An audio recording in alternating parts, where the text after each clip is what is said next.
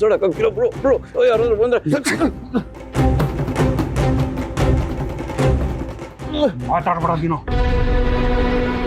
ತಮ್ಮ ಅಂತ ಅನ್ಕೊಳಕು ನಾಚಿಕೆ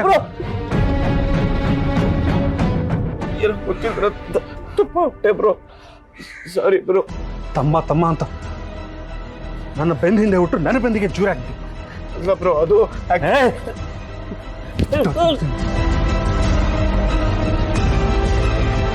ತಮ್ಮ ಅಂತ ಸುಮ್ಮನೆ ಬಿಡ್ತಾ ಇದ್ದೀನಿ ಕಣ. ಇಲ್ಲ ಅಂದಿದ್ರೆ ಸಿಗದಾಕ್ಬಿಡ್ತಿದ್ದೆ ನೀನು.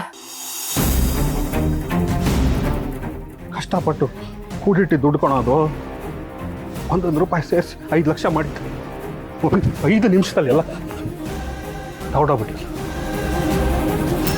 ನೀನು ಮಾಡಿದ ಕೆಟ್ಟ ಕೆಲಸದಿಂದ ನಿನ್ನ ಹೆಂಡತಿ ನನ್ನ ಹೆಂಡತಿ ಮೇಲೆ ಕಳ್ತನ ಆರೋಪ ಮಾಡಿದ್ವಿ. ನಿನ್ನ ಮರ್ಯಾದೆ ಹೋಗ್ಬಾರ್ದು ಅಂತ ಬಾಯಿ ಮುಚ್ಕೊಂಡಿದ್ದೆ. ಮಾಡ್ತೀನಿರಾ ನೀನು ಹೇಗೋ ಕೆಲಸಕ್ಕೆ ಬರ್ದೇ ಇರೋ ನಾಲಾಯಕ್ ನೀನು. ನೀನು ಮರ್ಯಾದೆ ತೆಗಿತೀನಿ. ನೀನು ಕಳ್ತನ ಮಾಡಿದ್ಯಾ ಅಂತ ಅವ್ರಿಗೆಲ್ಲ ಗೊತ್ತಾದ್ರೆ ಹೇಗೋ ತಲೆ ಇಟ್ಕೊಂಡು ಓಡಾಡ್ತೀಯಾ? ಮಾಡ್ತೀನಿ ಈಗಲೇ ವಿಷಯನ ಮನೆಯವ್ರಿಗೆಲ್ಲ ಹೇಳ್ತೀನಿ.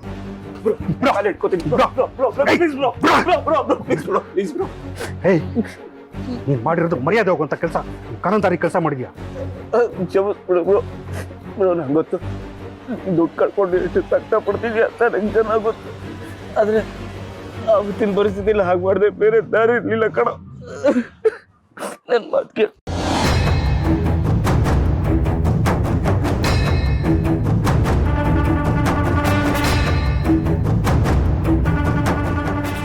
ಅಣ್ಣ, ಆ ಕಂಪ್ನಿ ಕಡೆ ಹುಡುಗರು ದುಡ್ಡಿಗೋಸ್ಕರ ಅಂಗಡಿ ಕಡೆ ಬಂದಿದ್ರಣ್ಣ. ಇವತ್ತು ಅವ್ರ ಕಡೆಯವ್ರು ಮಾತಾಡಿದ್ ನೋಡಿದ್ರೆ ತುಂಬಾ ಭಯ ಆಗತ್ತಣ್ಣ. ಅವ್ರು ಸರಿ ಇಲ್ಲ. ದುಡ್ಡು ಕೊಡುವಾಗ ಎಷ್ಟು ಒಳ್ಳೆಯವರಾಗಿರ್ತಾರೋ ದುಡ್ಡು ಇಸ್ಕೊಳುವಾಗ ಅಷ್ಟೇ ಕೆಟ್ಟವರಾಗಿರ್ತಾರೆ. ಅವ್ರದ್ದು 6 ಲಕ್ಷ ಹೆಂಗಾದ್ರೂ ಮಾಡಿ ಕೊಟ್ಬಿಡೋಣ.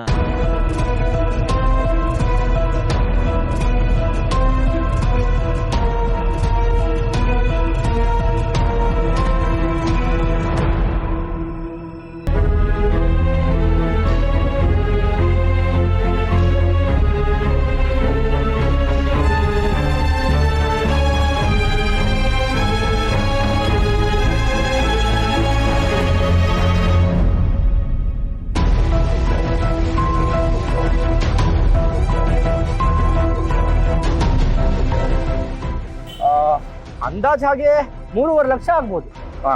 ಬೆಳಗ್ಗೆ ಬಂದು ಕ್ಯಾಶ್ ಕಲೆಕ್ಟ್ ಮಾಡ್ಕೋತೀವಿ. ಇದಕ್ಕೋಸ್ಕರನೇ ಈ ಕೆಲಸ ಮಾಡಿದ್ದು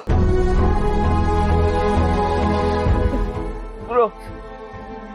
ಮೊದಲೇನ್ ಮನೆಯವರೆಲ್ಲ ಯಾವ ಕೆಲ್ಸಕ್ಕೂ ಬರ್ದೇ ಇರೋ ಅಂತ ಅವಮಾನ ಮಾಡ್ತಿರ್ತಾರೆ. ಆಮೇಲೆ ಫೈನಾನ್ಷಿಯರು ಮನೆ ಮುಂದೆ ಬಂದು ಇರೋಬ್ಬರ ಮರ್ಯಾದೆ ಎಲ್ಲ ತೆಗೆದ್ಬಿಟ್ರೆ, ಸೂಸೈಡ್ ಮಾಡ್ಕೊಳ್ಬಿಟ್ರೆ ನಂಗೆ ಬೇರೆ ದಾರಿ ಇಲ್ಲ ಬ್ರೋ. ಅರ್ಥ ಮಾಡ್ಕೊ ಬ್ರೋ ಪ್ಲೀಸ್. ನಿನ್ ಕಾಲ್ ಮುಗಿತೀನಿ. ನಿನ್ ದುಡ್ಡನ್ನು ಆದಷ್ಟು ಬೇಗ ತೀರಿಸ್ತೀನಿ. ಸಾರಿ, ನಿನ್ ದುಡ್ಡನ್ನ ಹೇಗಾದ್ರೂ ಮಾಡಿ ತೀರಿಸ್ತೀನಿ. ಕಾಲಿಗೆ ಬೀಳ್ತೀನಿ. ಪ್ಲೀಸ್ ನೋಡೋ, ಮರ್ಯಾದೆ ಗರ್ಯಾದೆ ಅಂತಿದ್ಯಾ ಅಂತ ಸುಮ್ಮನೆ ಬಿಡ್ತಾ ಇದ್ದೀನಿ. ನೋಡೋ, ನನ್ನ ದುಡ್ಡನ್ನ ವಾಪಸ್ ಕೊಡಬೇಕು. ಕೊಡ್ತೀನಿ. ಇಲ್ಲ ಅಂದ್ರೆ ಮನೆಯವ್ರು ಹೇಳಿ ನೀನು ಮರ್ಯಾದೆ ತೆಗಿತೀನಿ. ಆಮೇಲೆ ಕೇಳಿಸ್ಕೊ, ನೀನು ಯಾವತ್ತೂ ನೀನು ಕಳ್ತನ ಮಾಡೋ ಹಂಗಿಲ್ಲ. ತಲೆ ತಗ್ಗಿಸ್ಕೊಂಡ್ಮೇಲೆ ಯಾರಾದ್ರೂ ಕೆಲಸ ಮಾಡ್ತಾರೆ ಬ್ರೋ. ಶತ್ರು ಆ ಕೆಲಸ ಕೈ ಹಾಕಲ್ಲ ಅವರು.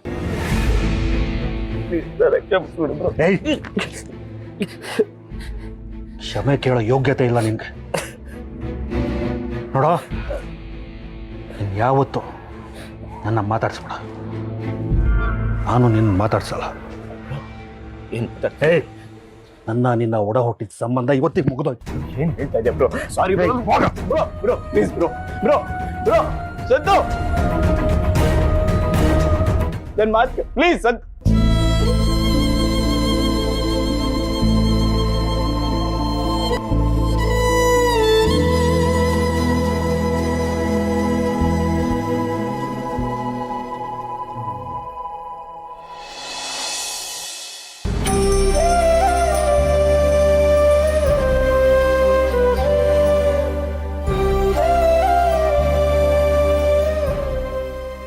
ಹಾಯ್, ಊಟ ಯಾಕೋ ಅಲ್ಲೇ ಬಿಟ್ಟು ಬಂದಿದ್ಯಾ?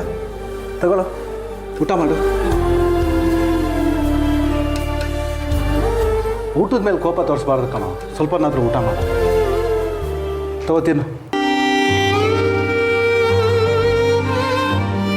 ಅಲ್ವೋ ಮಾರಾಯ, ಇಲ್ಲಿಗೆ ಹೆಂಗೋ ಬಂದು ತೆಗ್ಲಾಕೊಂಡೆ. ನೋಡೋಕೆ ನೀನು ಒಳ್ಳೆ ಹುಡುಗ ಥರ ಕಾಣಿಸ್ತಿದ್ಯಾ. ನಿನ್ನ ಕಿವಿನೂ ಕೇಳಲ್ಲ, ಮಾತು ಬರಲ್ಲ. ಆಕ್ಸಿಡೆಂಟ್ ಮಾಡಿ ನೀನು 2 ಜೀವ ತೆಗೆದಿದ್ಯಾ ಅಂದರೆ ನಂಬಕ್ಕಾಗ್ತಾ ಇಲ್ಲ. 2 ಜೀವ ಹೋಗಿರೋದಕ್ಕೆ ನಿಮಗೆ ಮಿನಿಮಮ್ 7 ವರ್ಷ ಶಿಕ್ಷೆ ಆದರೂ ಆಗುತ್ತೆ. ಅಲ್ಲಿವರೆಗೂ ನೀನು ಇಲ್ಲೇ ಇರಬೇಕಾಗುತ್ತೆ.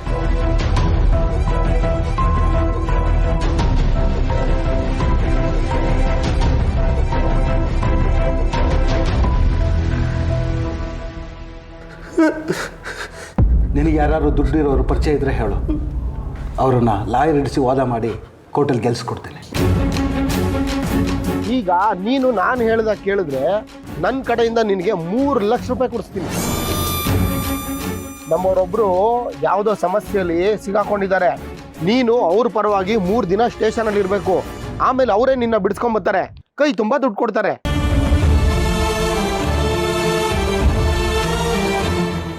ನೀನು ಅವ್ರಿಗೋಸ್ಕರ 3 ದಿನ ಪೊಲೀಸ್ ಸ್ಟೇಷನಲ್ಲಿ ಇದ್ರೆ ಆಮೇಲೆ ಅವರೇ ನಿನ್ನ ಹೊರಗಡೆ ಕರ್ಕೊಂಬರ್ತಾರೆ, ಕೈ ತುಂಬ ದುಡ್ಡು ಕೊಡ್ತಾರೆ.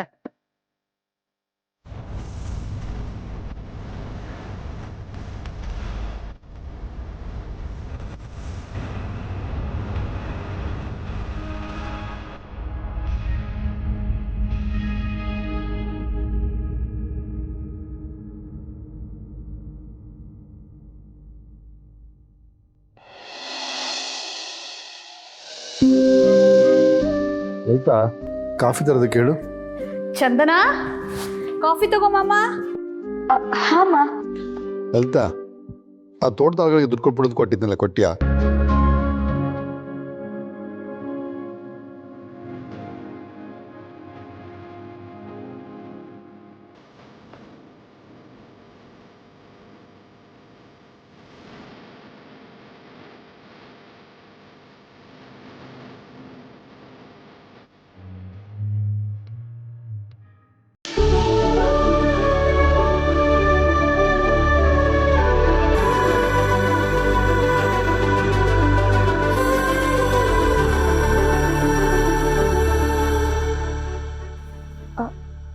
ಏನಾಯ್ತು ಸರ್? ಕಾಫಿ ಚೆನ್ನಾಗಿಲ್ವಾ? ಹಾಗೇನೂ ಇಲ್ಲಮ್ಮ, ಚೆನ್ನಾಗೇ ಇದೆ. ಯಾರು ಮಾಡಿದ್ದು? ನಾನೇ ಮಾಡಿದ್ದು. ಓಹೋ, ನಿನಗೆ ಕಾಫಿ ಮಾಡೋದನ್ನ ಯಾರು ಹೇಳ್ಕೊಟ್ಟಿದ್ದು? ನಮ್ಮಮ್ಮ. ನಿನ್ನ ಕೈ ರುಚಿನೇ ಇಷ್ಟು ಚೆನ್ನಾಗಿದೆ, ಇನ್ನು ನಿಮ್ಮ ಅಮ್ಮನ ಕೈ ರುಚಿ ಎಷ್ಟು ಚೆನ್ನಾಗಿರಬೇಡ. ಅದಕ್ಕೆ ಹೇಳೋದು, ಹೆಣ್ಮಕ್ಳಿಗೆ ಸಂಸ್ಕಾರ ತಾಯಿ ಕಡೆಯಿಂದ ಬರುತ್ತೆ ಅಂತ. ವಿಶ್ವ, ಬಾರೋ ಕಾಫಿ ಕುಡಿ ಬಾರೋ. ಅಪ್ಪ ನೀವು ಕುಡೀರಿ, ನನಗೆ ಬೇಡ. ಕಾಫಿ ತುಂಬ ಚೆನ್ನಾಗಿದೆ ಕಣೋ, ಬಾ.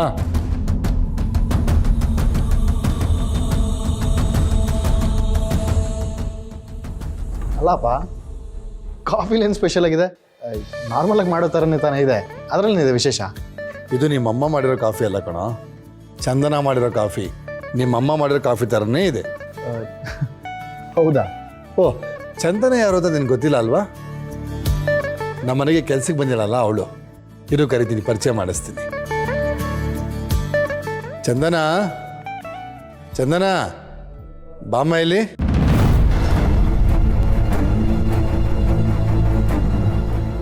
ಯಾಕಮ್ಮ ಅಲ್ಲೇ ನಿಂತ್ಕೊಂಡ್ಬಿಟ್ಟೆ? ಈ ಕಡೆ ಬಾ. ಪರವಾಗಿಲ್ಲ ಸರ್. ಇವನು ನನ್ನ ಮಗ ವಿಶ್ವ ಅಂತ.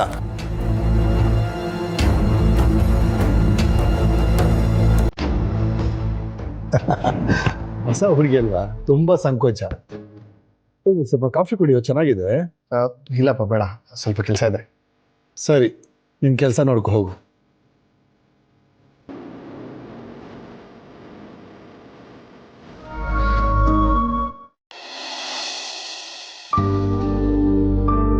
ಮೇಡಮ್ ಅವರೇ, ತಗೊಳ್ಳಿ, ಸ್ವಲ್ಪ ಕಷಾಯ ಕುಡ್ಕೊಂಬಿಡಿ.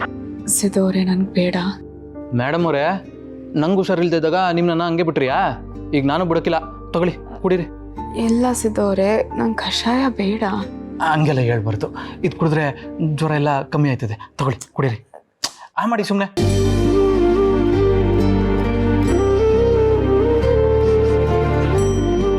ಅಯ್ಯೋ ಮೇಡಮ್ರೇ, ಜ್ವರ ಬಂದಾಗ ಬಾಯೆಲ್ಲ ಕಹಿ ಆಯ್ತದೆ, ಹಂಗಂತ ಇದನ್ನು ಕುಡಿದೇ ಹೋದರೆ ಮಾತ್ರೆ ನುಂಗೋದಕ್ಕೆ ಶಕ್ತಿ ಬೇಡವೆ? ಅದಕ್ಕೆ ತಗೊಳ್ಳಿ, ಸ್ವಲ್ಪ ಕುಡಿದ್ಬಿಡಿ. ಬೇಡ ಸಿದ್ದು ಅವರೇ, ನನಗೆ ರುಚಿನೇ ಅನ್ನಿಸ್ತಿಲ್ಲ. ಹಂಗೆಲ್ಲ ಹೇಳ್ಬಾರ್ದು, ಇನ್ನೂ ಹೊಸಿ ಇದೆ, ಕುಡ್ಕೊಬಿಡಿ. ಸಾಕು, ನಾನು ಆಮೇಲೆ ಕುಡಿತೀನಿ. ಸರಿ, ಆಮೇಲೆ ಕುಡಿತೀರಲ್ವೇ? ಸರಿ ರೀ, ನಿಮಗೆ ತಿನ್ನಕ್ಕೆ ಏನಾರ ಮಾಡ್ಕೊಬರ್ತೀನಿ.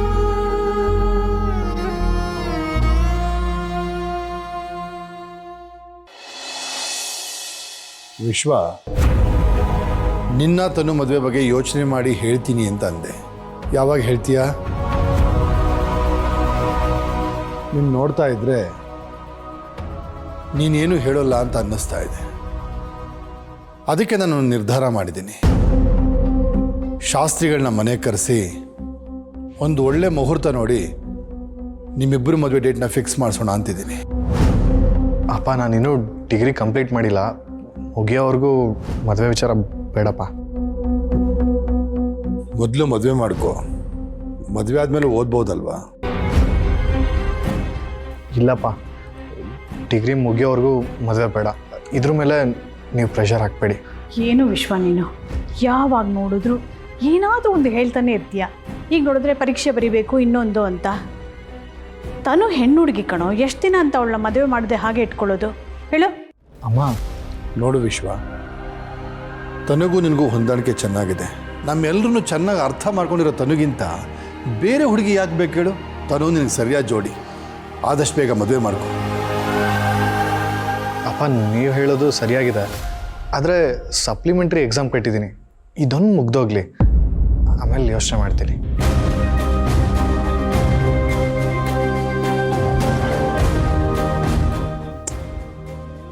ಲಲಿತಾ, ಯಾಕೋ ನನಗೆ ಸರಿಯಾಗಿ ಕಾಣಿಸ್ತಿಲ್ಲ.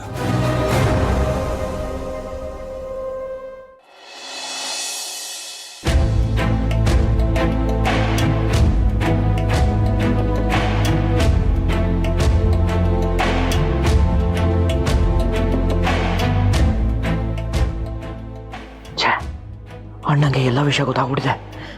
ಈ ವಿಷಯನ ಮನೆಯವ್ರ ಹತ್ರನೋ ಸಿಂಚನನ ಹತ್ರನೋ ಹಾಕೊಟ್ಬಿಟ್ರೆ ಏನಪ್ಪ ಮಾಡೋದು? ಮೊದಲೇ ನನಗೆ ಯಾರೂ ಮರ್ಯಾದೆ ಕೊಡ್ತಿಲ್ಲ, ಇದು ಗೊತ್ತಾದ್ರೆ ನನ್ನ ಕತೆ ಏನಪ್ಪ? ಅಯ್ಯೋ, ಏನಪ್ಪ ಮಾಡೋದು? ಏನು ಮಾಡೋದು?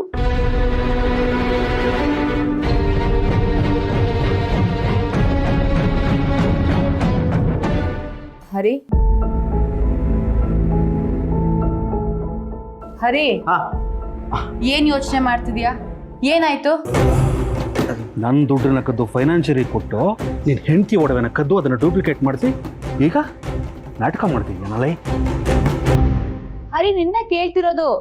ಏನಾಯ್ತು? ಏನ್ ಯೋಚನೆ ಮಾಡ್ತಿದ್ಯಾ?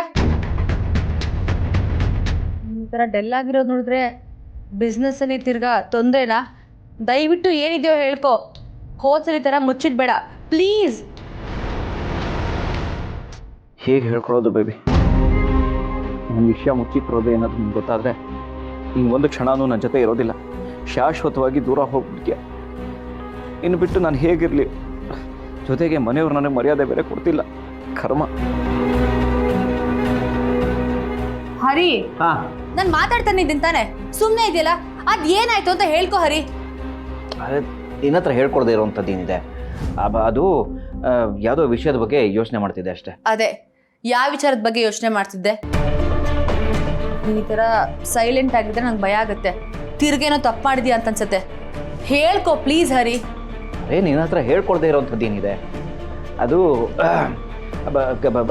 ಬಿಸ್ನೆಸ್ನ ಹೇಗೆ ಇಂಪ್ರೂವ್ ಮಾಡೋದು ಅಂತ ಯೋಚನೆ ಮಾಡ್ತಿದ್ದೆ ಅಷ್ಟೇ. ಅಷ್ಟೇನಾ? ಅಷ್ಟೇ. ನಿಜ ಹೇಳ್ತಿದ್ಯಾ? ಪ್ರಾಮಿಸ್? ನನ್ನ ಹತ್ರ ಯಾವ ವಿಚಾರನೂ ಮುಚ್ಚಿಟ್ಟಿಲ್ಲ ತಾನೆ? ಅರೆ, ನಿನ್ನ ಹತ್ರ ಮುಚ್ಚಿಟ್ಟು ಏನು ಪ್ರಯೋಜನ? I am an open book. ಅದು ಅಲ್ದಿರ ಮನೇಲಿ ಈ ಥರ ಪರಿಸ್ಥಿತಿ, ಜಾನು ಕಾರ್ಯ ಮಾಡಬೇಕಲ್ವಾ? ಅದನ್ನು ಹೇಗೆ ಮಾಡೋದು ಅಂತ ಯೋಚನೆ ಮಾಡ್ತಿದ್ದೆ. ಏನು ಮಾಡೋಣ? ನನ್ನ ಯಾಕೆ ಕೇಳ್ತಿದ್ಯಾ? ಈ ಮನೇಲಿ ನಾನು ಏನು ಮಾಡಿದ್ರು ಯಾರೂ ಒಪ್ಕೊಳ್ಳೋದಿಲ್ಲ. ನನ್ನ ಮಾತಿಗೆ ಬೆಲೆನೇ ಇಲ್ಲ. ಅದಕ್ಕೆ ನಾನು ಸುಮ್ಮನೆ ಇರ್ತೀನಿ. ನಿಮ್ಗೇನು ಅನ್ಸತ್ತೋ ಆ ಥರನೇ ಮಾಡ್ಕೊಳ್ಳಿ. ನಾನು ಏನು ಕೇಳಕ್ಕೆ ಹೋಗ್ಬೇಡಿ ಪ್ಲೀಸ್. ಸರಿ. ಹರಿ ಪ್ರಾಮಿಸ್. ಅರೇ ಪ್ರಾಮಿಸ್, ನಿನ್ನಣೆಗೂ.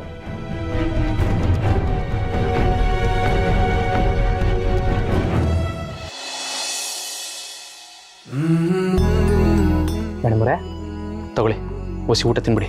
ಸಿದ್ದು ಅವರೇ, ನನಗೆ ಬೇಡ. ನನಗೆ ಊಟ ನೋಡಿದ್ರೇ ಒಂಥರ ಅನ್ನಿಸ್ತದೆ. ಅಯ್ಯಯ್ಯೋ ಹೌದಾ ಮೇಡಮ್ರೆ, ಊಟ ಸೇರಿಲ್ಲ ಅಂದರೆ ನನ್ನ ಹತ್ರ ಒಂದು ಐಡಿಯಾ ಇದೆ.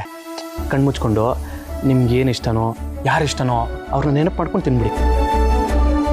ಕಣ್ಣು ಮುಚ್ಕೊಳ್ಳಿ, ಕಣ್ಣು ಮುಚ್ಕೊಳ್ಳಿ.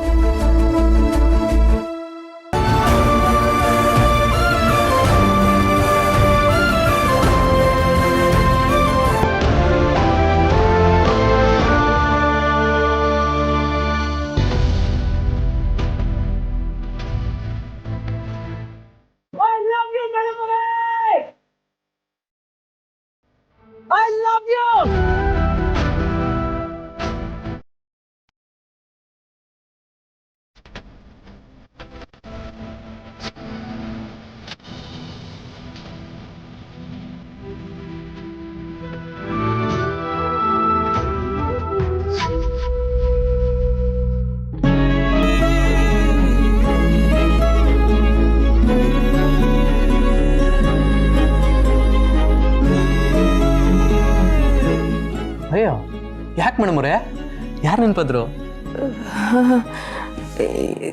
ಯಾರಿಲ್ಲ. ಸರಿ ಸರಿ, ಈಗ ಊಟ ತಿನ್ಬಿಡಿ. ಮಾಡಿ ನನ್ನ ಬಂಗಾರ ಅಲ್ವಾ, ನನ್ನ ಮುದ್ದಮ್ಮಲ್ವಾ. ತಿನ್ನಲೇಬೇಕಾ?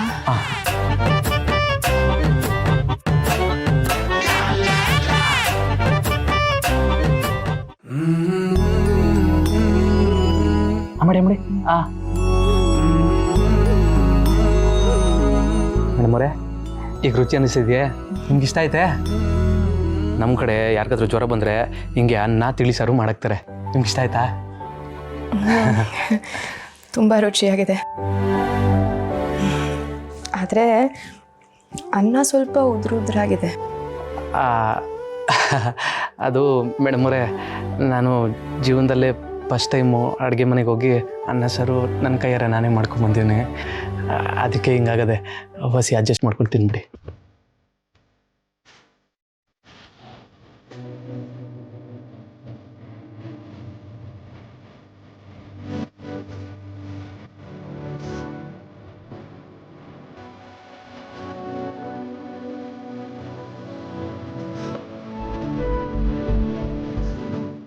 ಸಿದ್ದುವರೆ, ನನಗೆ ಸಾಕು. ಆದರೆ ನೋಡಿ, ನಾನೀಗ ಹೊಟ್ಟೆ ತುಂಬ ಊಟ ಮಾಡಿದ್ದೀನಿ. ಮಾತ್ರೆ ತಗೊಳ್ಳಿ ಅಂತ ಮಾತ್ರ ಹೇಳಬಾರ್ದು. ಮಾತ್ರೆ ತಗೊಳ್ದೇನೆ ಈಗ ಸರಿ ಹೋಗ್ತೀನಿ. ಮೇಡಮವ್ರೆ, ನಾನು ನಿಮಗೆ ಮಾತ್ರೆ ತಿನ್ನಿ ಅಂತ ಹೇಳೋಕ್ಕಿಲ್ಲ. ಯಾಕಂದರೆ ಆಗಲೇ ತಿನ್ನಿಸ್ಬಿಟ್ನಲ್ಲ. ಯಾವಾಗ? ಆಗಲೇ ಕಷಾಯ ಕುಡಿದ್ರಲ್ವಾ, ಅದ್ರಲ್ಲಿ ಹಾಕ್ಬಿಟ್ಟಿದ್ದೆ.